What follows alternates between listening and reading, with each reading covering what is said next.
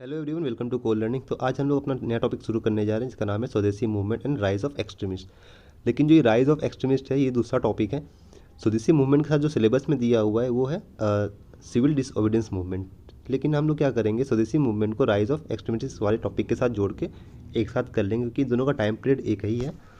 और जो civil disobedience वाला टॉपिक है उसको हम लोग अलग वीडियो में देखेंगे, ठीक है। स्वदेशी मूवमेंट शुरू करने से पहले एक बार हम लोग बैकग्राउंड देख लेते हैं।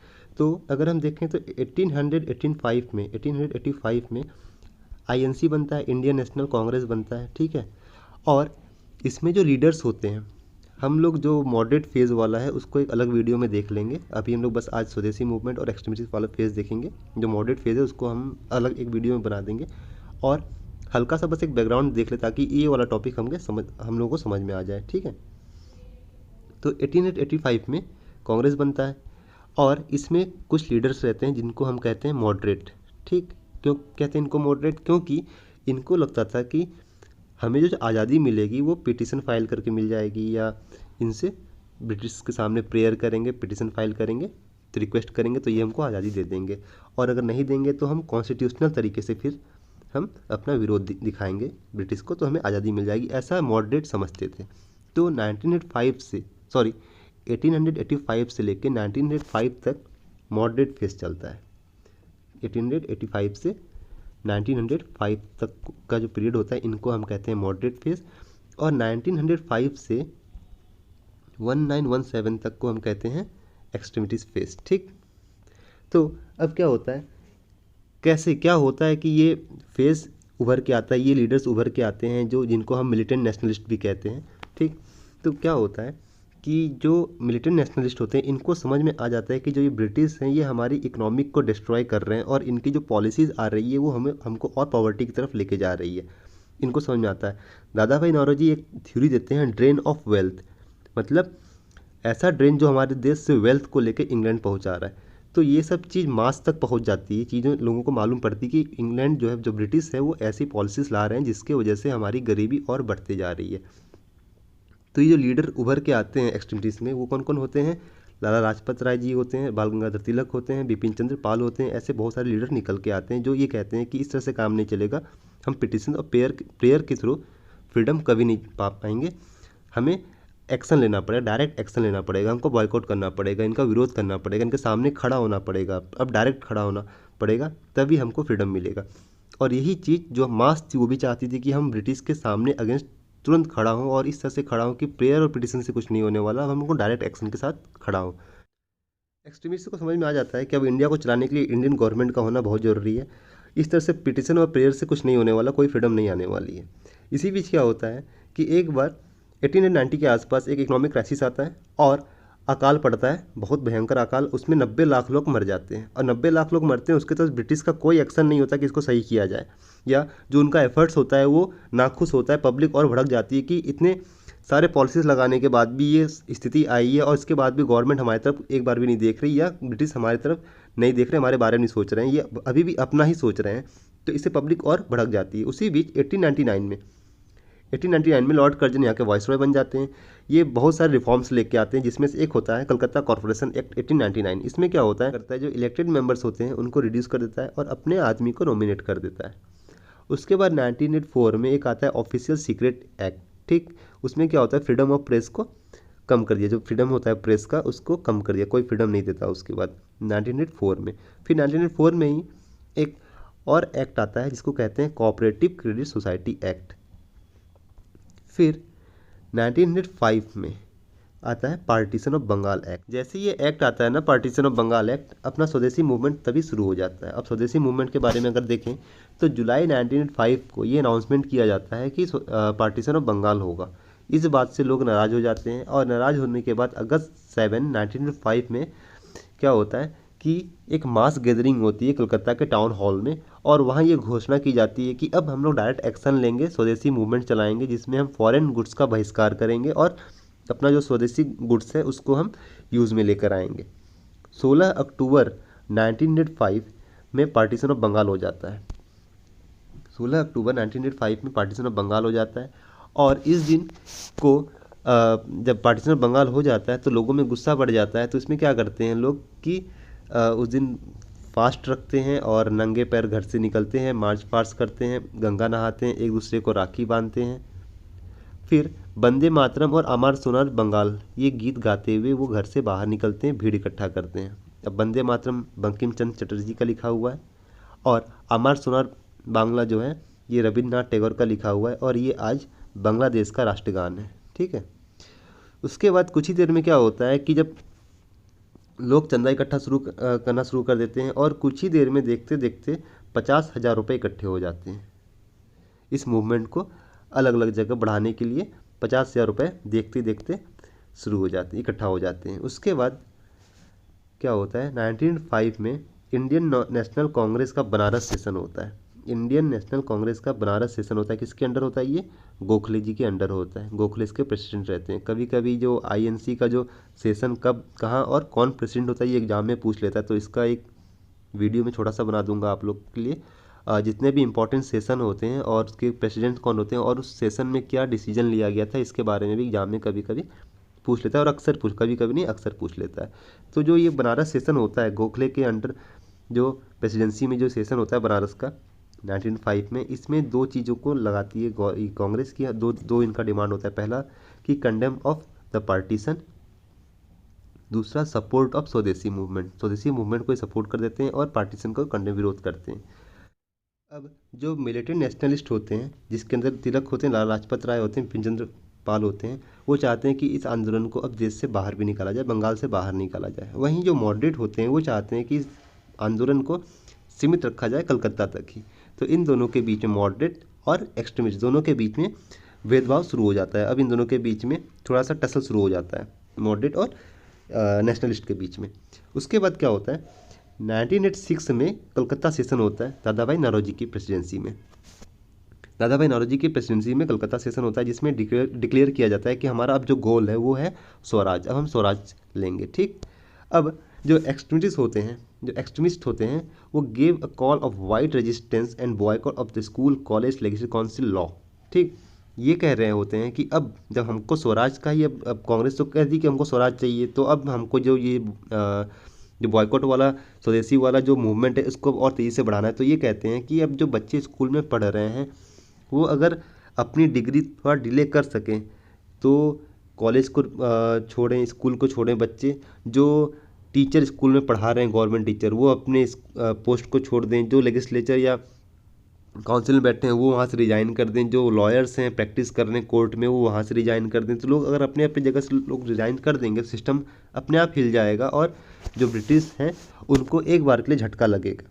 लेकिन वहीं जो मॉडरेट्स होते हैं उनको क्या कहते हैं, जब ब्रिटिश देख रहे होते हैं कि अच्छा ये सब हो रहा है अब, तो वो एक तरफ देखते हैं कि एक्सट्रीमिस्ट जो हैं वो एक अलग लेवल पे आंदोलन कर रहे हैं और जो मॉडरेट हैं वो हल्का सा अभी भी नरम पड़ रहे हैं ब्रिटिश की तरफ। ठीक है, तो ब्रिटिश क्या करती है, इंग्लैंड क्या करती है, वो एक काउंसिल रिफॉर्म का घोषणा कर देती है, काउंसिल रिफॉर्म का घोषणा कर देती है। तो मॉडरेट्स को लगता है कि अच्छा अब काउंसिल रिफॉर्म होने वाला है, अब हमको थोड़ी सी आज़ादी मिलने वाली है, अब हमको हमारा गवर्नमेंट चलाने का जो राइट्स है वो मिलने वाला है।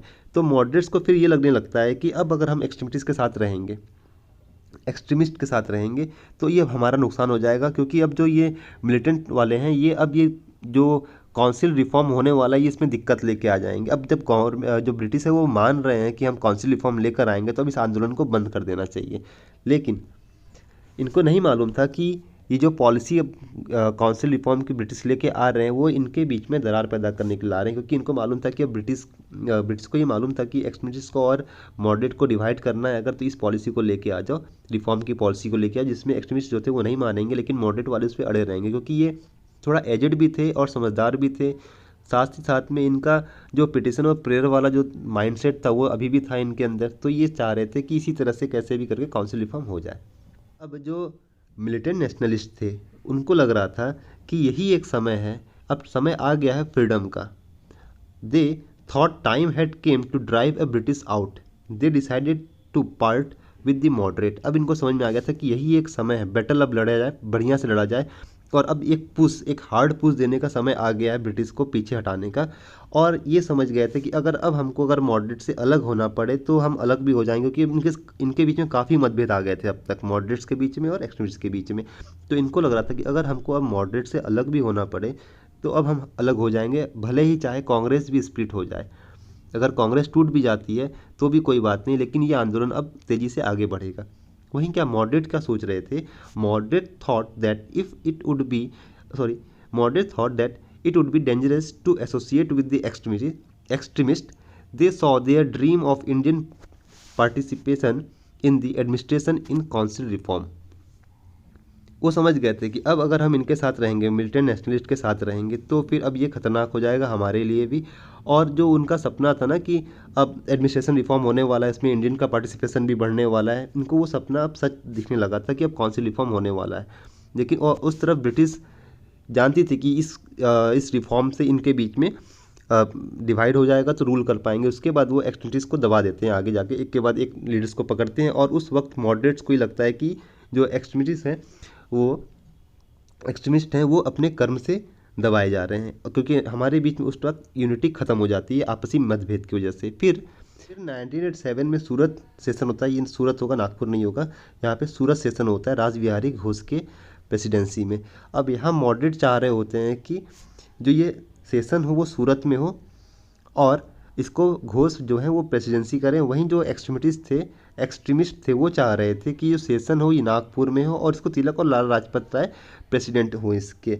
अब इन दोनों के बीच में यहाँ और तगड़ा कॉन्फ्लिक्ट शुरू हो जाता है, क्योंकि वो चाह रहे होते कि सूरत में हो, सूरत में होगा तो तिलक जो है या लाला लाजपत राय हैं वो प्रेसिडेंट नहीं बन पाएंगे, इसलिए वो चाह रहे थे कि सूरत में, और ये लोग चाह रहे थे कि नागपुर में हो ताकि ये दोनों जाके वहाँ प्रेसिडेंट बन सकें, क्योंकि जहाँ जिसकी कॉन्स्टिट्यूंसी होती है वहाँ वो आदमी प्रेसिडेंट नहीं बन पाता था। तो इस चीज़ को भी लेके इनके आपस में और टसल शुरू हो जाता है। फिर क्या होता है कि जो दोनों पार्टीज़ होती है, दोनों पार्टीज अपने अपने जिद पे अड़ी रहती है। अब इसके वजह से क्या होता है, सूरत में कांग्रेस स्प्लिट हो जाती है। इसलिए हम लोग कहते हैं 1987 का सूरत स्प्लिट। जो सूरत स्प्लिट हम लोग कहते हैं वो इसीलिए कहते हैं क्योंकि 1987 में कांग्रेस जो है दो भाग में बढ़ जाती है, एक होता है एक्सट्रीमिस्ट का, एक होता है मॉडरेट का। फिर शुरू होता है न्यू फॉर्म्स ऑफ स्ट्रगल, और ये होता है एक्सट्रीमिस्ट की तरफ से होता है, एक्सट्रीमिस्ट की तरफ से, ठीक है।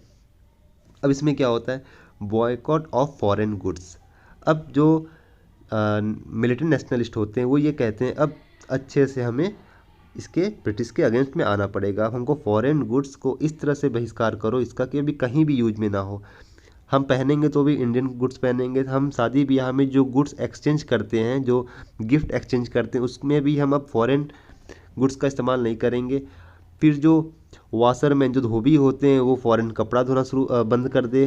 जो टीचर्स हैं वो अपना पोस्ट छोड़ दें। जो आर्मी है वो अपने पोस्ट से रिजाइन कर दें।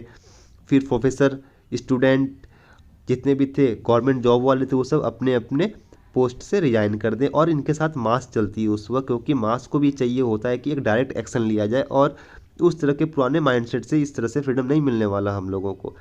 फिर पब्लिक मीटिंग एंड प्रोसेसन का फ़ायदा उठाया जाता है। जो पब्लिक मीटिंग होती है उसमें लोगों तक इसके बारे में बताया जाता है कि किस तरह से स्वदेशी मूवमेंट को, आंदोलन को हमको आगे बढ़ाना है। उसके बाद आता है use of traditional popular festival. अब जो हमारे जो फेस्टिवल हुआ करते थे उसमें जैसे तिलक जी जो थे वो गणपति या शिवाजी फेस्टिवल को एक मीडियम ऑफ स्वदेशी प्रोपेगेंडा बना दिया था उन्होंने, कि लोगों तक भीड़ इकट्ठा करके लोगों तक अपनी बात को पहुंचाने का। जो फेस्टिवल में लोग गैदर होते थे उस गैदरिंग का फ़ायदा उठाते थे और वहाँ लोगों के बीच में जाके वो ब्रिटिशर्स के जो स्वदेशी आंदोलन था हमारा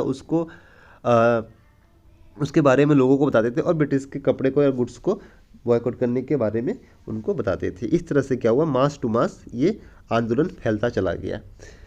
लेकिन कुछ दिन के बाद ये धीरे धीरे ये मास अपने आप ठंडा पड़ता चला गया। वैसे तो ये काफ़ी दिन तक काफ़ी जगह चलता रहा, इससे ब्रिटिश बहुत ज़्यादा परेशान भी हुए थे, तभी वो काउंसिल रिफॉर्म की बात आई थी।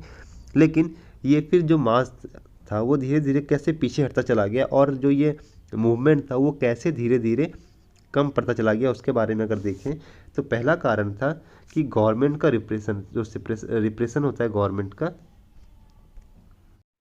तो कारण क्या थे इसके ख़त्म होने का, जो मूवमेंट धीरे धीरे ख़त्म हो गया? पहला तो था कि लैक ऑफ इफेक्टिव ऑर्गेनाइजेशन। कोई हमारा ऑर्गेनाइजेशन कोई इफेक्टिव था नहीं, कोई अपने लड़ाई कहीं लड़ रहा, कोई अपनी लड़ाई कहीं लड़ रहा और आपस में ही लड़ रहे हैं। एक तो ये कि यहाँ करना है, वहाँ करना है, कहाँ करना है। जब आज़ादी चाहिए पूरे देश को तो कहीं भी करो, लेकिन नहीं हम बंगाल में करेंगे, हम मद्रास में करेंगे। तो एक तो ये माइंडसेट था। फिर आपस में ये था कि यार तुम्हारा तरीका गलत है, मेरा तरीका सही है, मेरा सही है, तुम्हारा गलत है, उसका सही है, उसका गलत है। तो एक इस तरह की भी लड़ाई थी, तो आपस में यूनिटी थी ही नहीं इनके, पता नहीं कहाँ से आज़ादी मिलती। उसके बाद जो लीडर्स थे, अब जैसा मैं बताया था कि काउंसिल रिफॉर्म होता है तो मॉडरेट अपने आप खसक के चले जाते हैं ब्रिटिश की तरफ, वहीं जो मिलिटेंट नेशनलिस्ट थे वो एक तरफ हो जाते हैं, तो गवर्नमेंट को आसानी हो जाती है कि इनको उनको मालूम था कि मॉडरेट साथ देंगे नहीं इनका, क्योंकि ये आपस में लड़े पड़े हैं। तो वो धीरे धीरे करके जितने भी मिलिटेंट नेशनलिस्ट थे, लाला लाजपत राय हो गए या बाल गंगाधर तिलक हो गए, इनको धीरे धीरे करके इनको दबा दिया गया, अरेस्ट कर लिया गया इन सारे लीडर्स को। और जब लीडर्स एक बार अरेस्ट हो गए तो फिर कोई लीडरशिप बची नहीं मूवमेंट को, मास को आगे बढ़ाने के लिए, तो मास अपने आप फिर पीछे हो गया। फिर नैरो सोशल बेस, अब नैरो सोशल बेस को आप समझ सकते हो कि कुछ लोग चुनिंदा लोग इधर कर रहे हैं, कुछ लोग उधर कर रहे हैं, कोई ये जो मूवमेंट है वो ज़्यादा दूर तक फैला ही नहीं, और जब फैला ही नहीं तो लोगों में इसके बारे में मालूम ही नहीं पड़ा, कि मालूम पड़ा तो 4 लोग मार खा गए, तो 4 लोग मार खा गए, क्यों मार खा गए, अच्छा ऐसा ऐसा काम कर रहे थे, ख़त्म। जब लोगों में यूनिटी ही नहीं थी, आगे बढ़ने का किसी में था ही नहीं कि हमको आगे बढ़ना, लोगों तक बात ही नहीं पहुंच रही थी, आपस में लड़ रहे हैं ये। तो जो बेस था, सोशल बेस था, वो थोड़ी थोड़ी जगह पे, छोटी छोटी जगह पे था। तो जहाँ छोटी छोटी जगह पे था वहाँ इनको पिट पटा के बैठा दिया गया था, तो वहीं मास खत्म हो गई, स्वदेशी आंदोलन फिर वहीं धीरे धीरे खत्म हो गया। लेकिन जो इम्पोर्टेंट लीडर थे, कभी कभी एग्जाम में पूछता है इम्पोर्टेंट लीडर कौन कौन से थे और कहाँ कहाँ इनका मास चला था, स्वदेशी मूवमेंट कहाँ कहाँ चला था।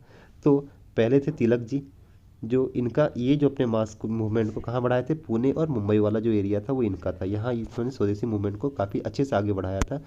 लाला लाजपत राय जो थे नॉर्थ इंडिया और पंजाब में, नॉर्थ इंडिया और पंजाब में हम देखें तो काफ़ी, और पुणे और मुंबई से भी ज़्यादा आगे बढ़ चढ़ के लोग हिस्सा लिए थे पंजाब में और नॉर्थ इंडिया में। हैदर राजा जी थे वो दिल्ली में, और चिदम्बरम पिल्लई जो थे वो मद्रास में मूवमेंट को आगे बढ़ाए थे। तो इतना ही था स्वदेशी मूवमेंट में, ठीक है। अब स्वदेशी मूवमेंट में का जो टाइम था, उसी टाइम मॉडरेट और एक्सट्रीमिस्ट के बीच का भी दरार बढ़ रहा था, और वहीं से 1905 से ही अब घोषणा भी आई थी और तभी ये भी उभरे थे। इसीलिए हम लोग स्वदेशी मूवमेंट के साथ ही एक्सट्रीमिस्ट मूवमेंट राइज भी हम देख लिए। और जो मॉडरेट वाला फेस है, अगर हो सका तो एक वीडियो बनाऊंगा जब मैं इंडियन नेशनल कांग्रेस INC का जो इम्पोर्टेंट सेशन होता है उसका, उसी वक्त थोड़ा सा मॉडरेट के बारे में भी हम लोग देख लेंगे, और स्वदेशी मूवमेंट कहाँ हुआ था, कब घोषणा हुई थी, ये सब चीज़ इसमें इम्पोर्टेंट है, ठीक है। और कब हुआ था पार्टीशन, कब हुआ था, मॉडरेट क्या सोच रहे थे, कौन से सेशन को कौन प्रेसिडेंट लीड कर रहा था, और उसमें क्या क्या हुआ था, इस चीज़ को भी एक बार ध्यान देंगे हम लोग स्वदेशी मूवमेंट में, ठीक है। और ये स्वराज का डिक्लेरेशन कब हुआ था, स्वराज का डिक्लेरेशन 1906 में कलकत्ता सेशन में हुआ था। प्रेसिडेंट कौन थे, दादा भाई नौरोजी थे। उसके बाद सूरत स्प्लिट, यहाँ पे गलती से नागपुर लिखा गया, इसको भी एक बार सूरत कर लीजिएगा, भूलिएगा नहीं, ये सूरत स्प्लिट होगा। 1907 में सूरत स्प्लिट हुआ था, ठीक। और इम्पोर्टेंट लीडर कौन कौन थे इसमें, तो यही सब था स्वदेशी मूवमेंट में। और कल हम लोग एक बार देख लेंगे सिविल डिसोबीडिएंट मूवमेंट, और उसमें कौन कौन से लीडर कौन कौन सा रोल प्ले किए थे, एग्जाम में वो भी आ सकते हैं कि PT सिलेबस में दिया हुआ है। उसके बाद जो हिस्ट्री का एक और 2 टॉपिक बचा है वो हम लोग कंप्लीट कर देंगे। उसके बाद हम लोग जो अपना ज्योग्राफी वाला है फिर इसको कंटिन्यू करेंगे, ठीक है। इसको बार बार पढ़ते रहिएगा, हो जाएगा इसी से, ठीक। Okay, thank you.